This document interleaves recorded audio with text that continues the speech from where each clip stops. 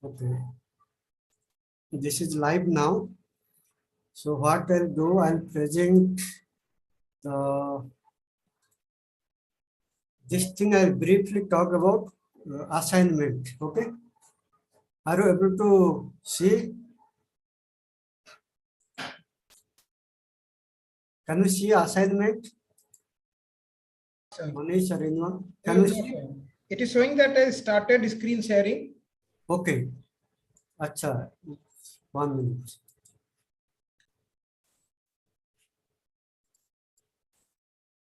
Is it visible? Now again, it is saying that PGDMIDI has started. Okay, there is some hang. I think it is got hang. I think logging out and logging in, helps. Yes, I'll do that. It is actually roaming that one. Yeah. Uh,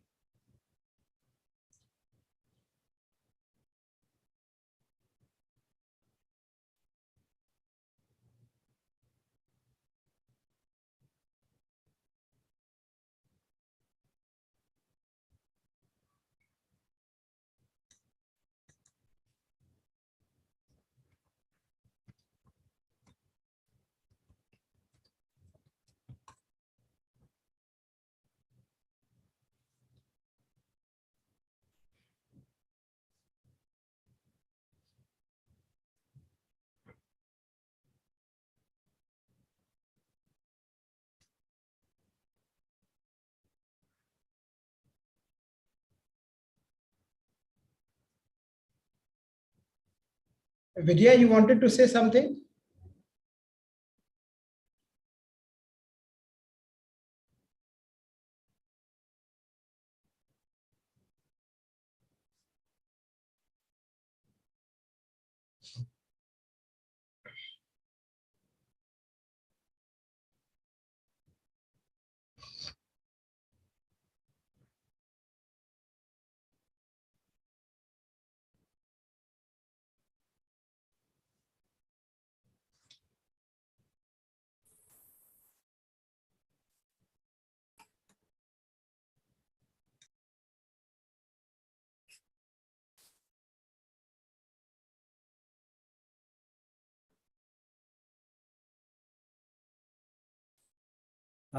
Can you hear me now?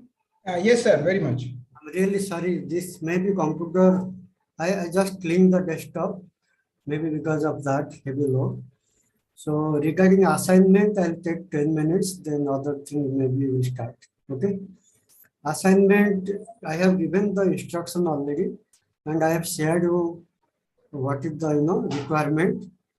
If you are doing long answer type, then around 1000 to 1500 words you can write by hand. Okay. If it is short answer type, then around 200 to 300 words. There is no limit, but usually that is the standard, you follow. So after that, after writing, you can scan it and compile it properly. On the top of the page, you have to write all details that I have given there. Okay. And once you send me one, I think next week we'll do one thing. One or two persons will write one answer, and if you need my guidance, I will be very happy to do. Okay. Otherwise, many of you are already, you are doing MPhil. Some of you have done graduation and MA and all. You know how to write. I should not take much time on that. Okay. But regarding assignment, I think September 31st will be the last date. I'm just informing you in advance. So better not to wait till the last date. At least the 4 courses which I gave and other 4 I'll give very soon. You start working so that timely you can complete the assignment. You feel relaxed and write the term. Because you should not overburden for this diploma program. You have other work also. Okay. So this is briefly about the assignment. If you have any query, you can always ask me in WhatsApp or email. Okay. Project thing I thought I'll also discuss with you. You plan something like those who are in golf, like Vijay is in golf. She can simply, write a project about the shops in Indian shops in golf, Indians culinary in golf. Take few photographs, discuss with them how they came, narrate their story, and your project is over. That is also qualitative thing. Find out some pattern, who are coming, which are the food, food restaurants and all this. That is one type. Otherwise, any other you take which is you can do very simple way. Okay, you can even think about Indian temples there, because golf is a different country where they don't allow other religions to practice, but nowadays you find also. So you can see how religious activity they are doing, or how the Indian cinema theaters, you can take 2 theaters and work on that. That is for the people who are living outside, like Vijay and all. Those are staying inside. For example, we have, anybody, Manish or anybody, you can think of online research also. Okay. Like you can, Manish, it will be a great contribution for you if you can do overseas, overseas friends of Congress party. Since you are from that party, you can contribute to your party also. Sir, the kind of research that I want to do is at a global level. What I want to do, I want to take 2 or 3 variables, for example, and then present, because this course is very important to me. So the research will be data driven, quantitative in nature, and it will encompass all countries. Maybe I will find from which country the people are going to another country, and I'm trying to get some coefficient of correlation and things like that. Yeah. But don't make too technical, because evaluating econometrics, that coefficient and all very difficult, because what happened when the project will go to someone, that person may not have expertise on that. Make it very simple. Yeah, so I will keep it simple and create some simple coefficients. No, actually that economics, don't forget. Simply some statistics, simple statistics, simple analysis. See, ultimately your knowledge should be understandable by everyone, not only professional economists. Okay, so this is what you can do. Let me present today's talk. Okay, 1 minute. Excuse me, sir. Yes. Sir, is this Sanu? Sir, is some simple ratio analysis and personal analysis is enough for analyzing? Simple, graphical presentation or percentage wise analysis and ratio wise analysis, is that enough for? That is good. That is good, but you have to analyze. Okay, sir. Simple. I mean, Ah. basic analysis, arithmetic analysis, and You can do the analysis, but what kind of research you want to take?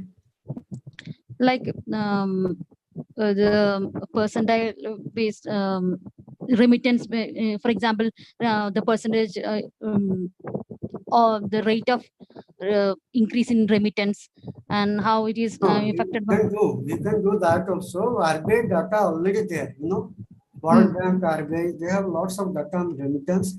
You can collect their data region wise also, and you can see. But if you want to do some study in your place where you are there, you take two, three family, how they are using, you just see.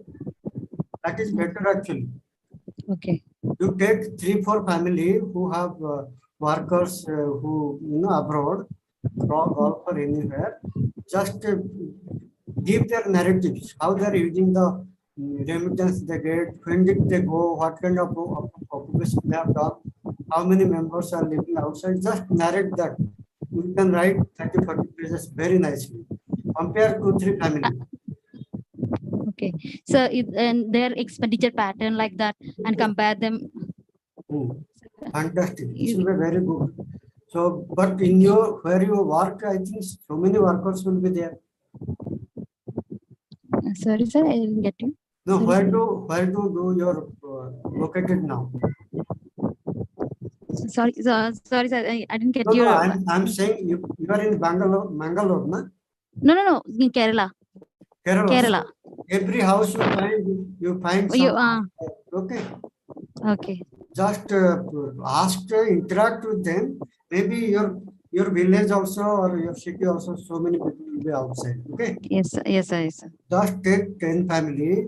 You find some, simple sample size, some, analysis like relationship and all this. Okay. And then Okay, expenditure, kind of question. Okay. That's all. Okay. Okay, sir. Thank you, sir. Thank you. I'm just presenting now.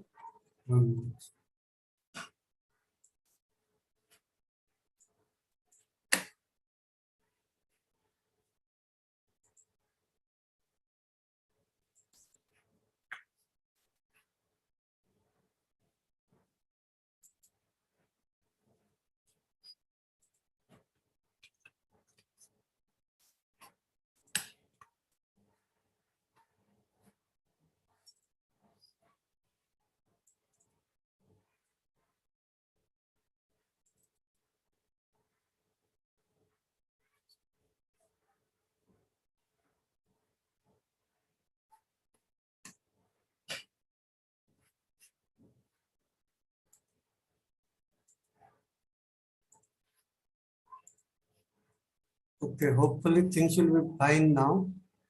I'm just opening this.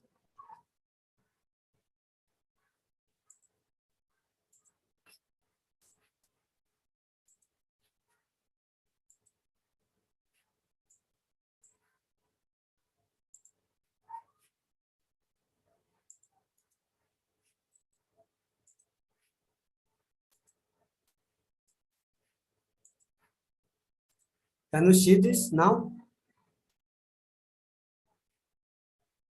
Yes, sir. Yes, sir. Okay. So fine, but these technical things are very difficult sometimes. Okay. So today we'll be talking about demographic imperatives in the international migration. So as you all know, demography and migration both are very closely connected. Okay. So one way to understand this, today my topic will be, how they are related, demographic features and international migration. And it's how it differs also, understand the demographic impact on the international migration flows from one region to another. And third, to understand the demography of Indian diaspora. Okay. As you all know, international migration flows largely they reflect demographic pattern and economic opportunity. Demographic pattern in the sense, if we talk about, if you all know, north-south divide in the international, Many of you, if you don't know, I'll explain it. North is the developed countries like USA, Europe, and some parts of Australia and Canada and all this. So these are all global north, and global south is Africa, Asia, Mexico, and all this. Some of this, there is no clear-cut divide as such if you see the map, because but mostly they are in Europe and USA, Australia, and like this. If you see the demography, this global north, okay, global north is very resourceful countries, very rich in resource, but they have very less population.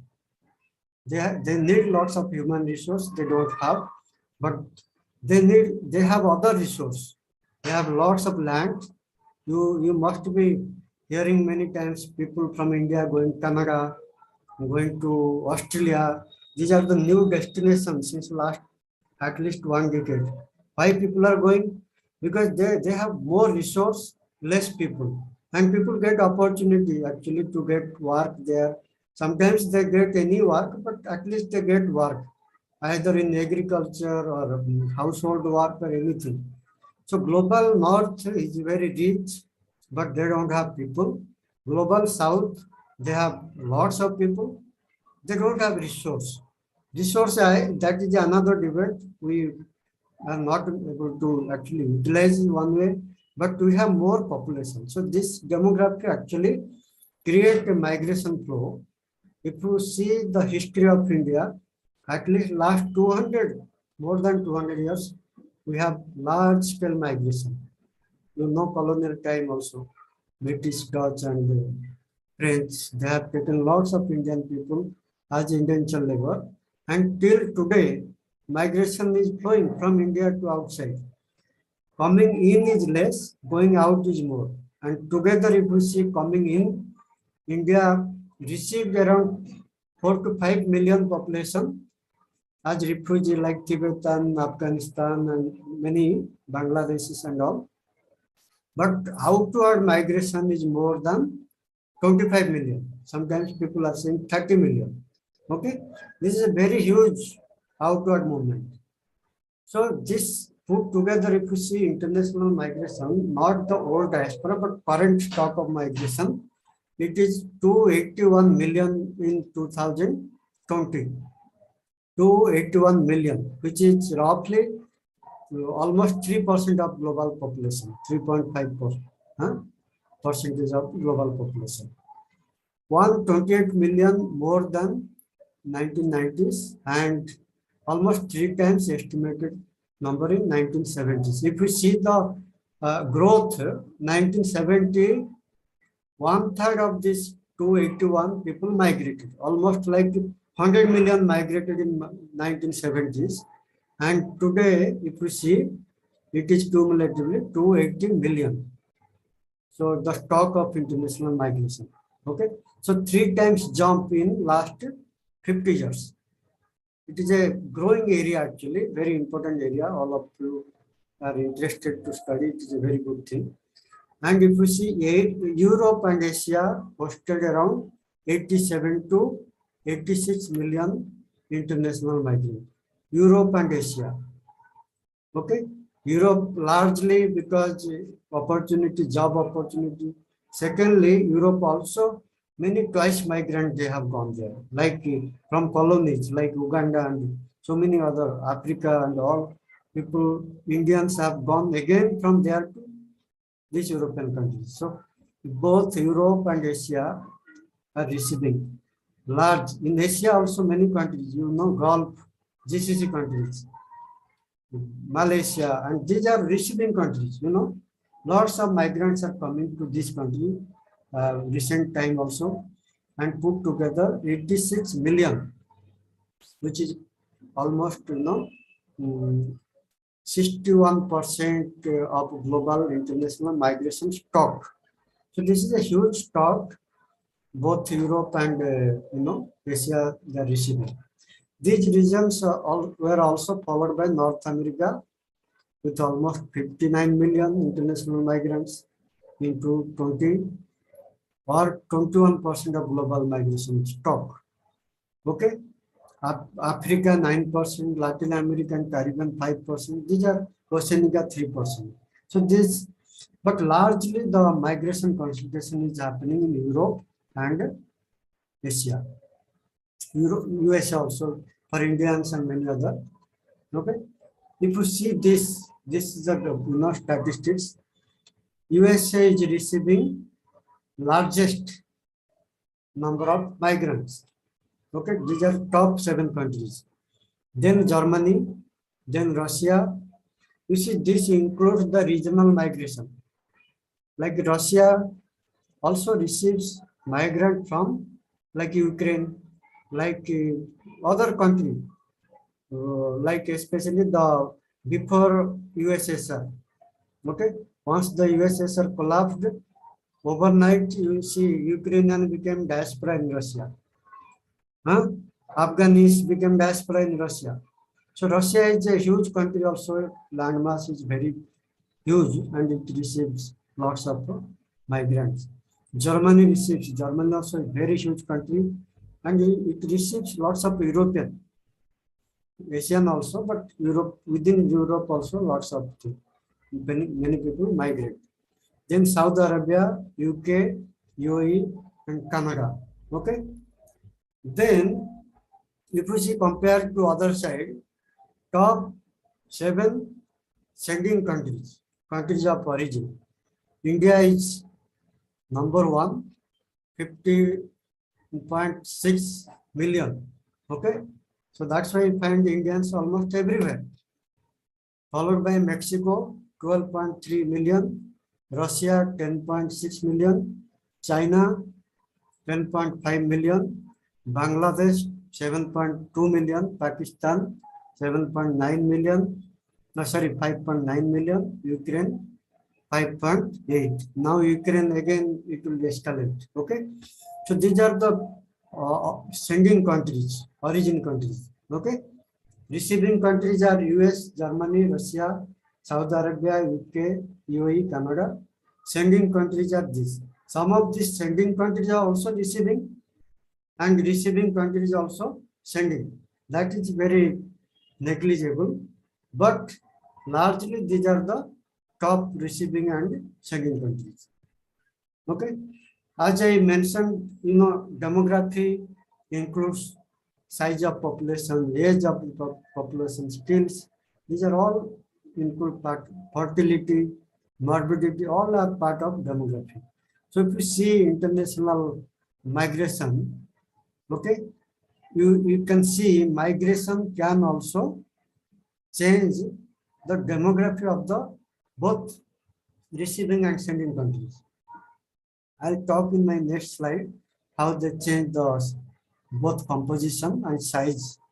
You all know, even my last talk I gave example. Many countries now Indian people constitute the largest number. 70% of Guyana population, 60 or 70%, Trinidad nearly 42%. Okay, large, the majority are Indians. It's a part of migration only. Migration change the composition, size of population. It also change the age structure. Like if you see the, the people who are migrating actually, not old people. Okay, these are all mostly young people who are migrating.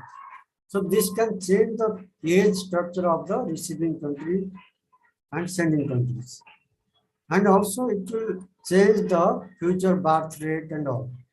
So all this put together, you see, many countries are very apprehensive. And if you see last 10 years at least, many countries are against the immigrants, including India also. We talk about Bangladeshis are coming, America talk about Mexico, Indians, Chinese are coming. Every country is actually apprehend. They feel future, is difficult for them because they see their culture will be losing, their control over the politics may change, all these things. There are lots of apprehension.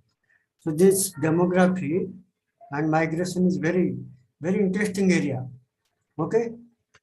Then if you see the migration throughout the 20th century, Northern America, Australia, and New Zealand attracted highest immigration flow.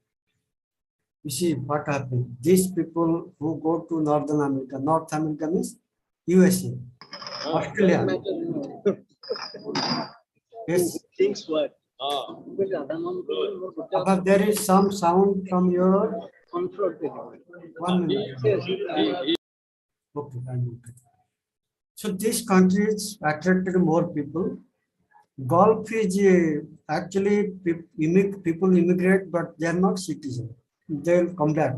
People go and come back. But many of these countries like North America, Australia, New Zealand, people go there and they settle there. They don't come back. Very few come back because the citizenship allows them, they can be citizen after staying for a certain period of time.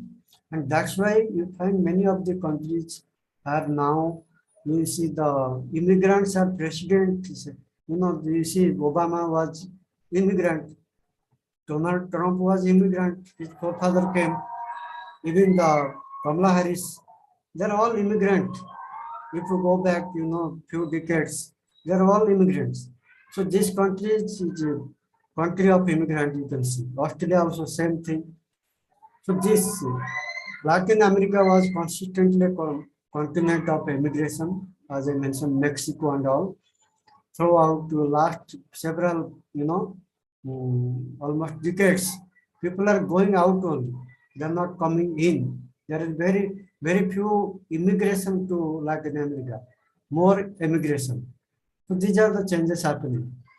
Europe went through a major reversal from a continent of immigration until 1950s to a country of immigration. You know why this is. When the colonies were there, people are going from France, from England, from Dutch countries to outside to control the colonies. So outward immigration was there. But once colonies are abolished, people are coming back again. So immigration happened. So it has almost both, immigration and immigration overpowered over time. And some of the countries like Italy, you find 50% people going out, 50% coming in. Some very interesting characteristics you find within Europe.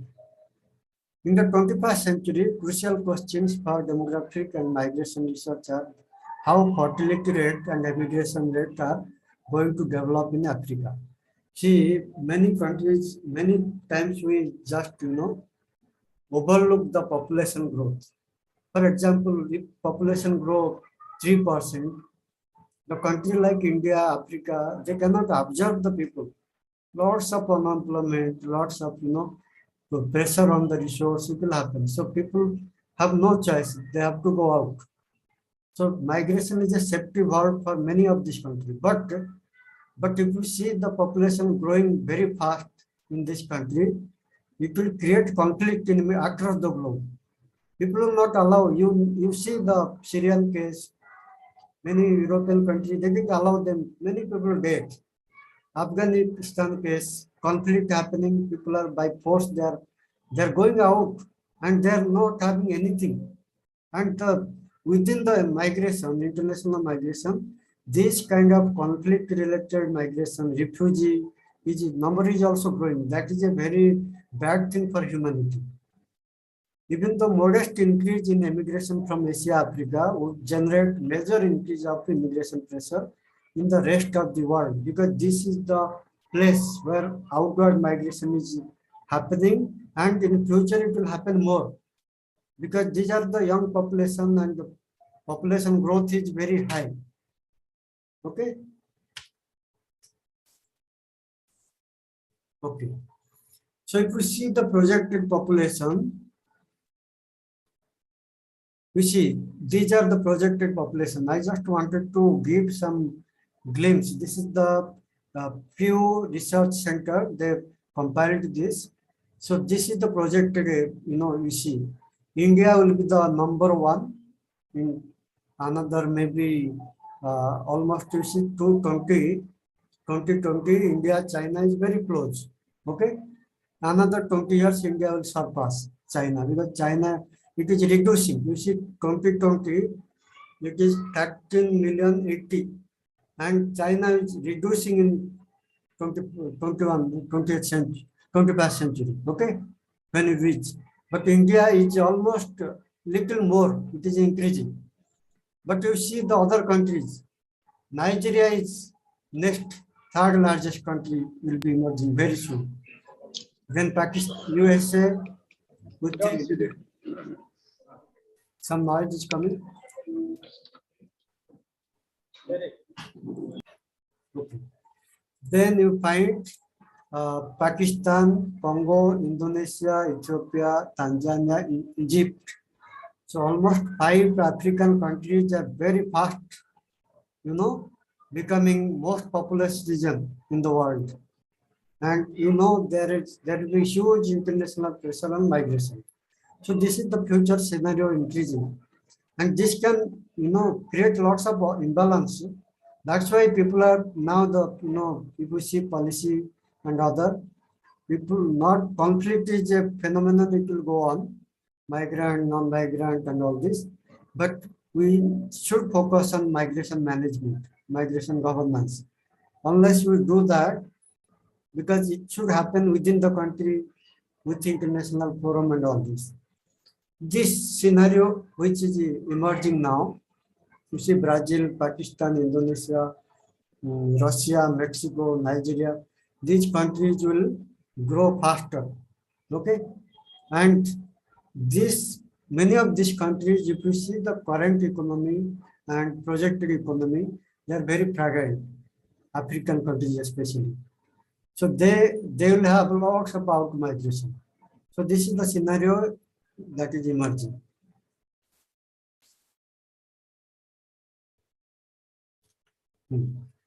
Next is almost same I mentioned. These are countries which has percentage wise, it will grow very fast. Nigeria, Angola, Tanzania, Somalia, Zambia, Burundi, DR Congo, already I mentioned in last, but these are the countries will very fast it will grow the population, and this will create more international migration pressure. Okay. 1 minute.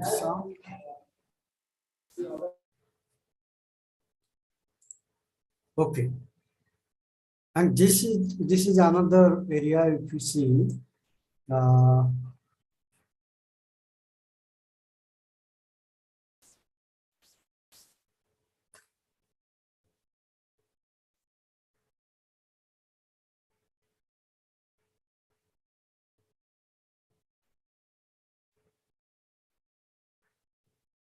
One minute. So this is the scenario you can see it will emerge, where these countries 2016 and 15, this area will become, I just want to show the complete picture. There is some graph.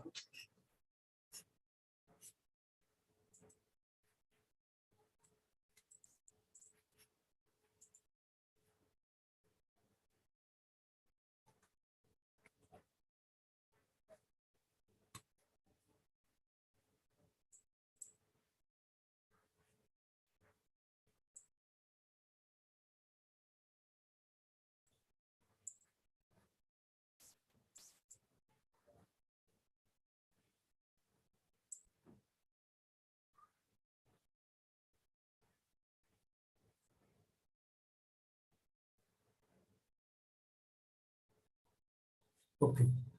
Sorry for this disturbance.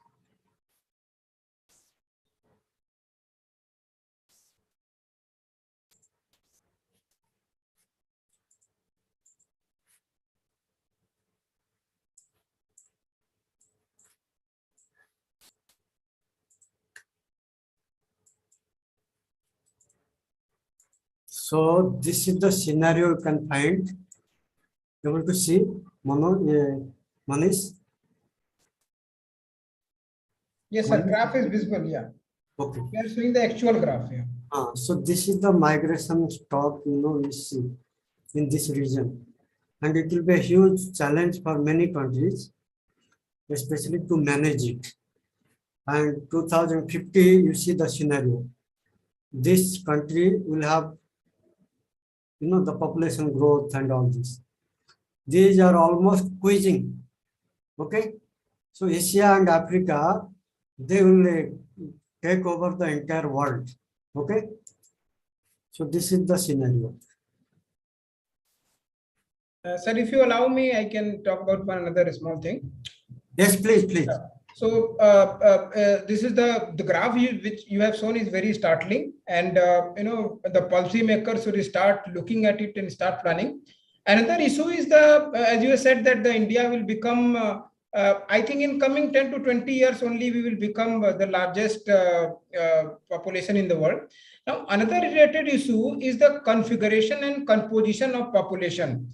Particularly if you look at from the religious perspective, I will go straight. In India, what is going to happen? The Muslim population is going to be the largest in the world. Right now, it is Indonesia. So that will create another set of problem, and we need to get ready for that. What kind of implication it can have? That is another area. I agree, because every religion also changing over time, every people changing over time. That's why we should focus on how to manage the migration. Because if you see today, the largest migration receiving country, where? Which is the largest migrant receiving country in the world? Region. Sir, US.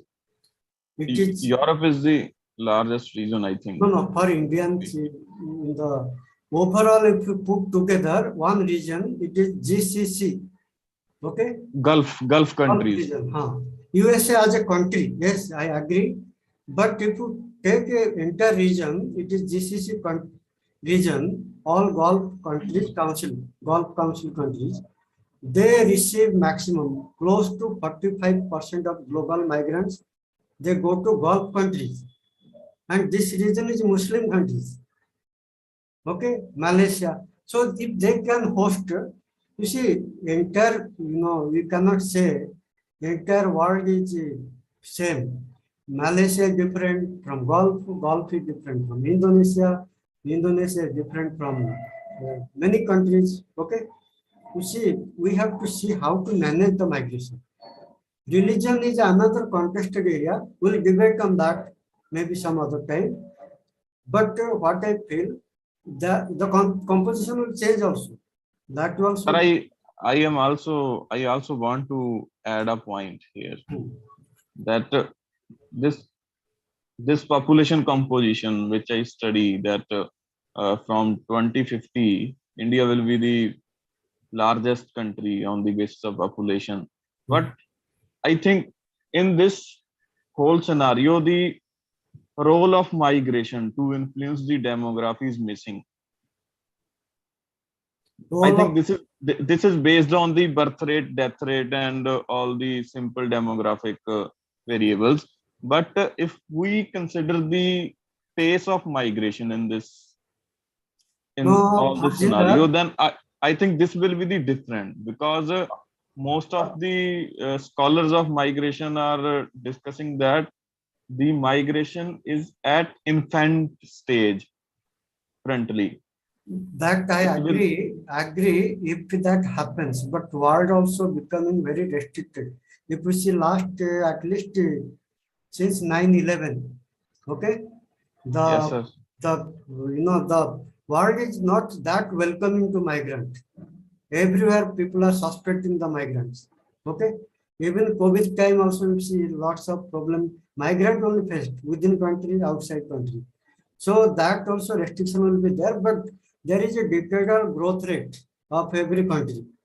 That includes migration also, because whether you count them or not, your decade, 10 years, one decade, whoever gone out of India, they are not counted. That means that they are migrant. Okay. Yes, So, sir. by default, it is counted. Internal migrant not counted, but in international migrant, once you become citizen of another country, you are not a citizen of India, so you are not counted here. Maybe some data, sometimes you see data also not correct, but overall, whoever gone out for 10 years, they cannot be counted here. If you see the population census, okay.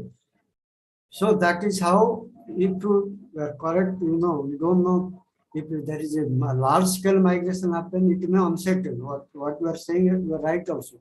If large, like Ukraine, now large scale migration happening. So that kind of projection will not work for Ukraine. Like, any place, Afghanistan conflicting area, it will not work that way. People will, they will do or die, they will migrate. Okay. So that is the scenario. That is a different, and that is emergency type of scenario. Like in partition time, India also experienced. Many people overnight gone to India to Pakistan, Pakistan to India, to one country got divided. So many emergency situations are different, but in common way, means in a very normal situation, this is the projected population. Then another issue which is also very important, which is a very important driving force for international migration, is aging. Okay, why India overtook China? Why? China was the largest immigration country, which China is the largest country which has largest number of international migrants few years back. Why India replaced China? Because our young population grew up in number. Yes, because migrants, once the people are old, 40 years, above 40 years, nobody migrate. They'll take lots of calculation. If I go to other country, how many years I'll stay? Younger people are more to migrate. So China, if you see the population, they are aging also. Japan aging. Many of the Asian countries, Korea also aging. India is young, Pakistan is, many South Asian countries are young. Okay, in population. So you see that is the reason that earlier China was largest migrant sending country. Now they are coming down, less than India. Okay, so same thing will happen in Europe. What happened if you see COVID time and all, many people above 60, 70 they passed. Even today their average age is higher. Europe, US and all this. Okay, and this kind of population, you see the family issue and all issue, it requires lots of human resource in the form of medical, healthcare, caregiving, household work, and that is the next, already not next. This is the largest human resource as international migrant now, not IT and all. That was in 90s. Okay. Now, if you see the largest human resource, it is healthcare, it is caregiving, household work, all this. India's largest migration, if you see, even in Philippines, it is nurses. Okay, housemaids. These kind of categories are migrating more than other categories. So this is partly because of aging population in other places. Okay, so this is very important. 703 million persons aged in 65 years or over in the world by 2019. So this is a huge number. The number of older person is projected to be 1.5 billion, like our India. Okay, by 2050. You see, India also become no more young after 15 years. We will also be aging. Okay, so whatever best time for India is now. We have younger population. We should manage them well to be prosperous. Then globally, the share of the population aged 65 years or over increased from 6% in 1990s to 9% in 2019. So this population actually increasing. even those who are from Kerala, they will know Kerala is also highest in aging population. That's why immigration is too much now to Kerala. From Odisha, Bihar, and many states, people are going to Kerala as within the country, and people from Kerala going out. That is a new trend. But once the aging population will be more, migration will be stagnant almost, because Kerala is now, we see, experiencing the return migration, at least last 10 years, because many migrants, they have gone to Gulf where they cannot be citizen. So aging population, it has a huge challenge for demand and supply of human resource. If you see this projection, aging population will grow. Okay, so this is a project 2.1 billion, almost. It is a country like India and China. We see put together 3 almost put together China and India. It will be the population of the aged population. So this is a huge, challenge for the globe, and this will drive actually migration, and you cannot help. You must be hearing many countries, they're anti-immigrant and all this, but again they'll allow immigrant, because you see America last year, once the COVID stopped, they have taken highest number of Indian students. I think 45 or 50,000 Indian students gone to USA in a single year, which is a very highest. So they cannot, run their education institution, their entire, machinery, governance, anything we see, research institution, healthcare system, all are run by immigrants, where 30%, 40%. The American healthcare system has almost 30 to 35% immigrants as doctors, as nurses and all. So even though they can be anti-immigrant, nobody can ignore them, because they cannot survive without that. So aging population will create further demand of immigration, like Harjinder was saying, even Manish also, both of you mentioned. This is a real challenge in future. Okay, it will change everything whether you want or not. Countries which are already, see, this is the reason. It will 30% and more aged population is this. You can see the area. Okay, this is the area, and they will go to the area. This white and blue area will conquer the green area. They'll conquer the blue area. This is the situation in 1950. You'll see many countries will change, like American. You'll find many times Asian becoming president.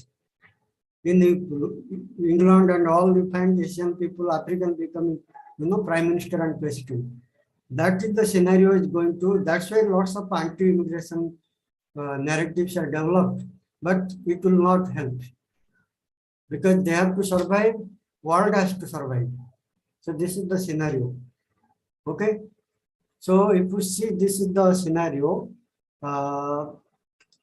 Over half of the US population growth has been Latino, Asian, American, and they have grown 43%.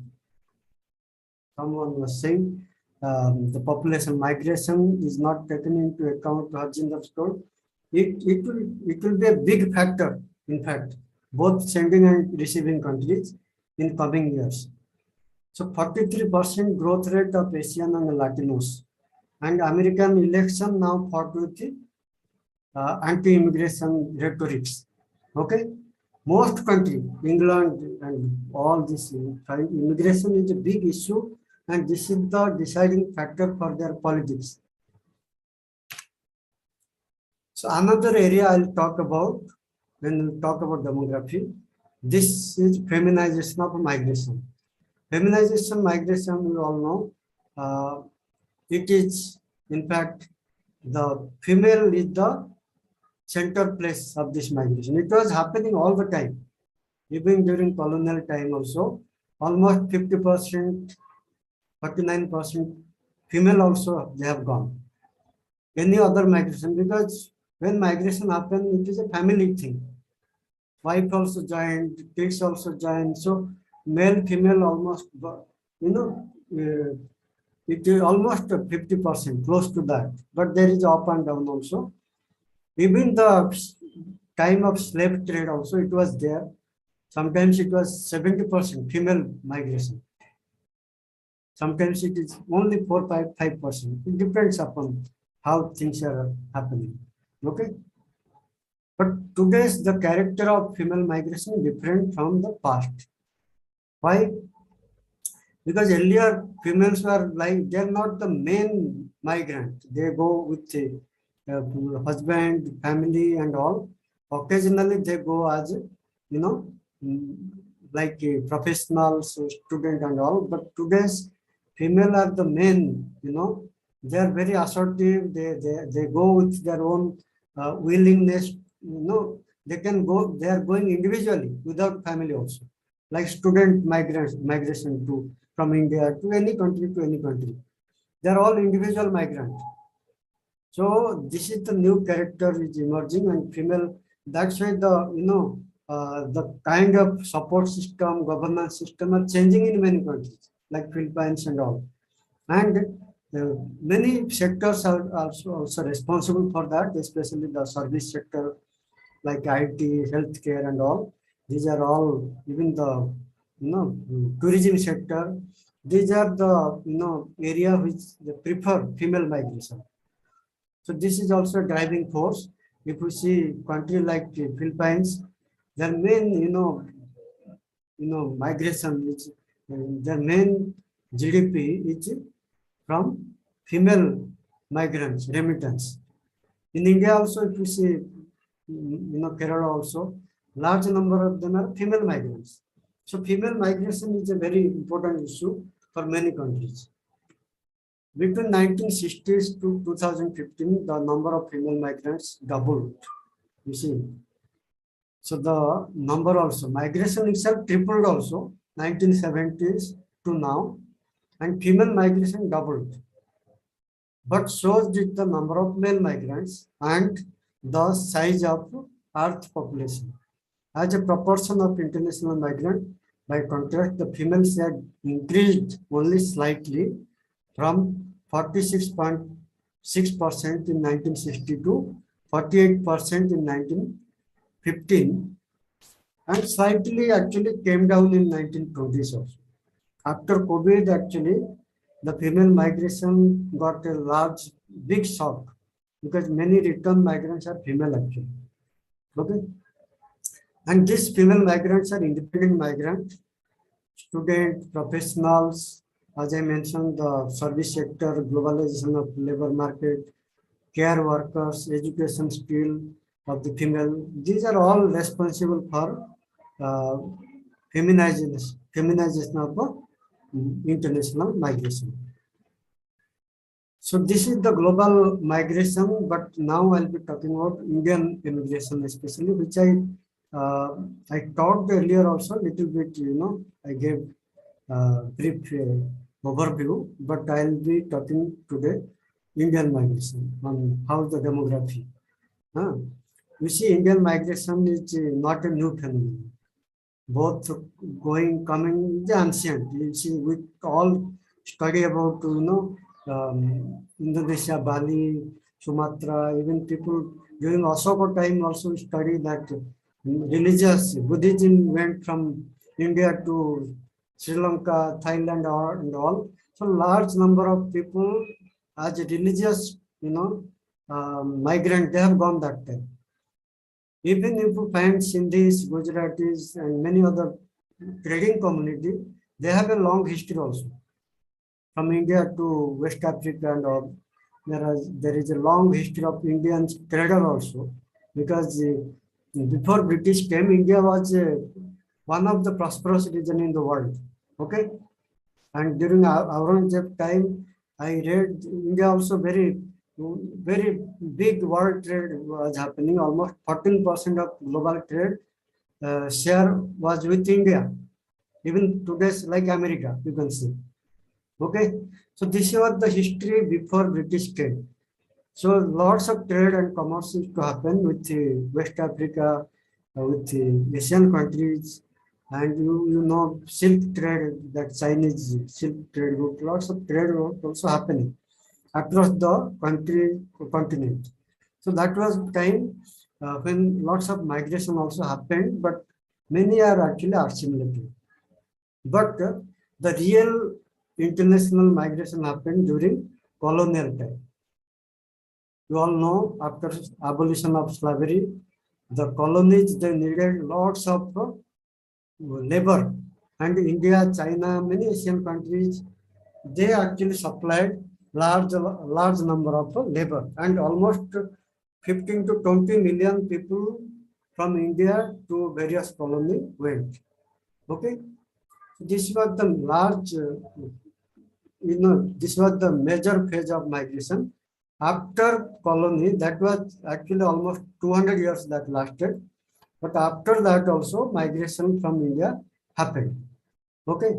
So these four phases I'm talking about. One is during colonial time, then post-independence, then 1972 Gulf, then after Gulf there is IT, professional migration to USA.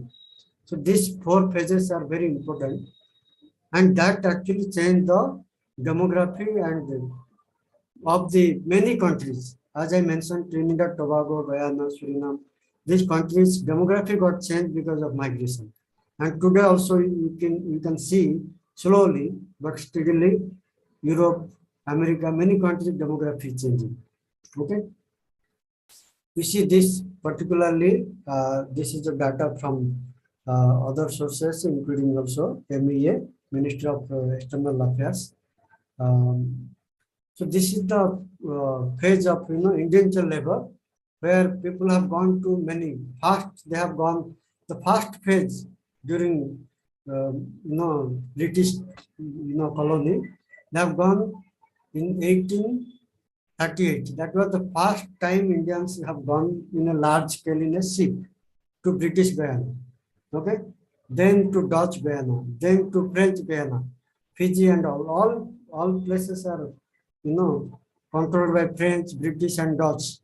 Okay, Guyana, nearby Guyana, they control, because you all know British, French, and Dutch. They are the three major European colonizer. Then Spanish also are there, but this Dutch also they are Spanish speaking, I think, and these are the colonies people have gone. In 1838 they have gone, and you see the size, it was the number of, the number of people they have gone. Almost 2 million, 500,000, like this, you can find, okay? 2 lakh. So this is the size of population, and today they have grown in number, and they have changed the demography of those countries, okay? And these are the countries: British Guyana, Dutch Guyana, Fiji, French Guyana, Grenada, Guadeloupe, Jamaica, Martinique, Mauritius, Natal, Saint Croix, Saint Kitts, Saint Vincent, Trinidad. They have gone very far away. Sometimes the ships, if you are familiar, you listen to the ships, Jahaji songs and all. There are lots of music songs. 3 months, 2 months, they traveled in the ship. Okay, so this is the story of those migrants. Very difficult, different type of migration compared to today. When you go in few hours, you cross the boundary within 2-3 hours, any one country to another country. And those days they used to go for 3 months, and that was different. That impacted the family culture of the people who migrated. In the ship also, they used to marry, they used to interact, they used to, make friendship, and the caste system was abolished, because composition are different. So this was the, we will talk in more in that social cultural impact of the migration. And these are another, destination countries. Pakistan also is there because of partition, but these are the destination countries. Okay. UAE, United States, Saudi Arabia, Pakistan, Oman, Kuwait, and all this. If you see today, this again, if you come inside India, not all regions are experiencing international migration. This is the other regions are very less, but recent time especially. Punjab was experiencing in 70s, but if we see last 10 years, 10 to 12 years, UP, Bihar, Tamil Nadu, Kerala, and this region, they are experiencing maximum international migration. Okay. Now UP and Bihar have outnumbered even Kerala in terms of international migration. Okay. So there is changing within India, also changing pattern. And all we know how migration happens. It is a chain. If one family member gone to another country, they'll take with them other family member, village people, like this, especially in the semi-skilled and unskilled family, labor type. Professional skill you cannot do much because it is a profession. You have to learn the high skill. In the conclusion, I'll talk that demography and migration is very closely associated. As I mentioned, fertility rate matters, the population growth matter. It will change the overall scenario, the pressure on the resources within the country, and other thing like opportunities and all this. So people usually, when there is a scarcity, they migrate. Even during British time also, it is not that there was a demand. In India also, there was unemployment and poverty. Okay, these are the factors. When population grow and resources are less, this will create lots of international migration. That is how we have to see demography and migration very closely related. And it will have impact on both sending and receiving countries, direct and indirect impact.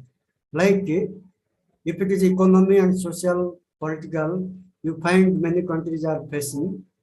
It may be social, cultural impact is little longer compared to economic impact, but it will happen. You all know now, many countries how the democracy is happening, how people are elected and all this, and largely part of migration, which happened few decades before.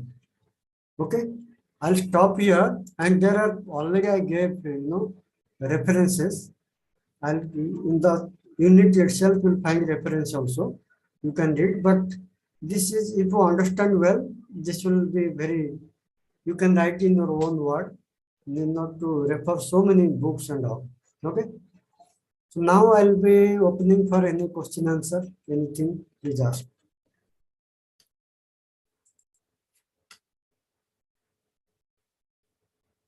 There are some questions in the chat box. Okay. Vijay has written. Okay. Abha Mishra, she has written about assignment, and second is about paging. Okay.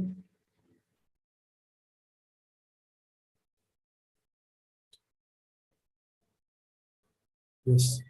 She has mentioned that recent data shown there will be reduced fertility rate. Yes, fertility rate will be reduced. Country like USA, Europe, China, in India also to some extent in urban area and prosperous state, but it will not reduce everywhere. It varies from region to region. As I mentioned, Africa fertility rate is very high. and they will grow faster. Nigeria will become, almost third largest, fourth largest. A small country becoming fourth largest population is remarkable, and this will actually create lots of, you know, outward migration. So this is very important. So, any other question?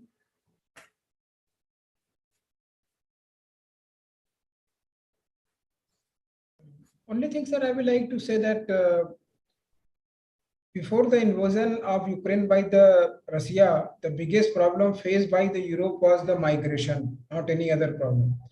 Now, another thing is that the different countries, there could be another point of discussion, maybe we will talk about it later, is that different countries respond to migration in a different way. For example, if we look at the UAE, the population of migrant is much more than their original people, but they have handled it quite well. They welcome them, they treat them with them respect. Okay, some other country might have a different arrangement.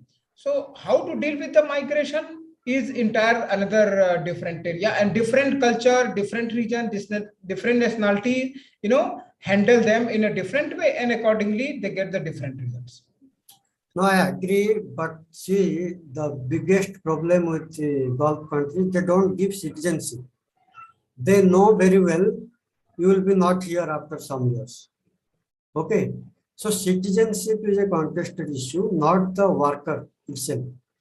Many European countries and USA, they give citizenship after you stay maybe 20 years, 15 years. Now I don't know recently how many years of stay. Canada is giving citizenship before even, people are buying citizenship. Okay, Australia, you stay few years, they give citizenship. Some countries, they have no problem. Some countries have problem because it is very much linked to politics also, culture also, okay, society also.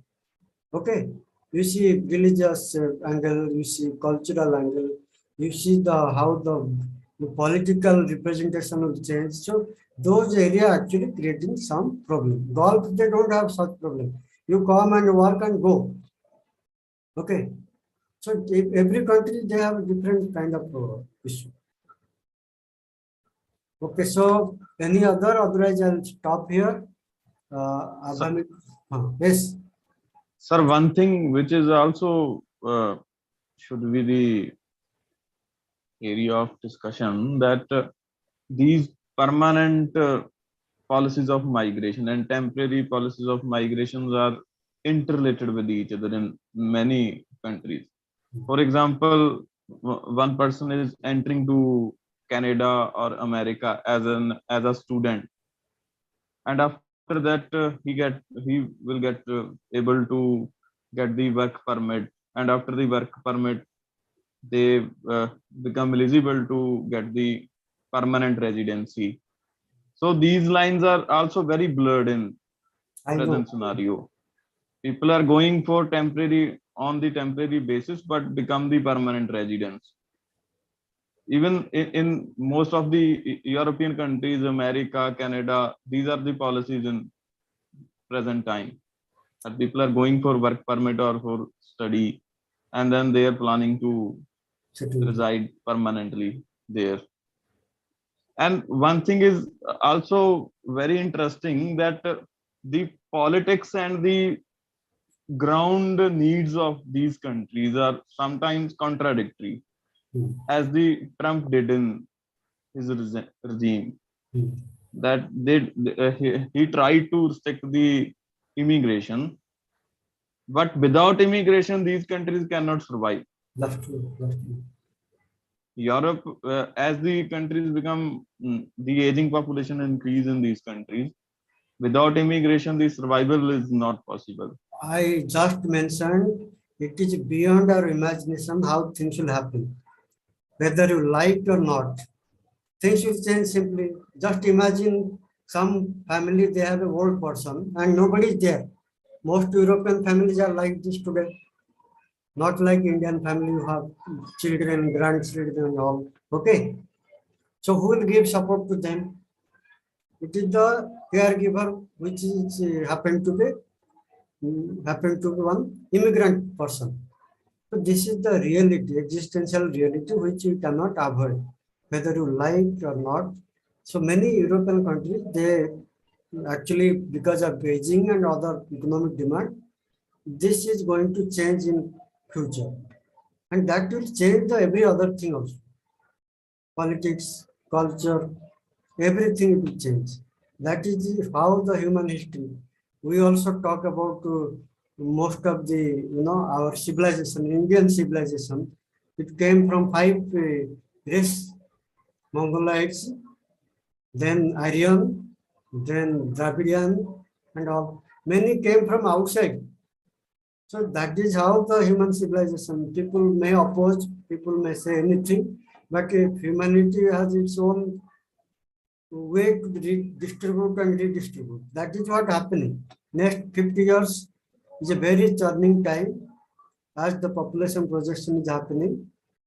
And we have to think how to manage rather than antagonizing people, fighting with everyone. Then even we cannot enjoy the fruits of development. We'll all keep fighting only. So this is the challenge we have.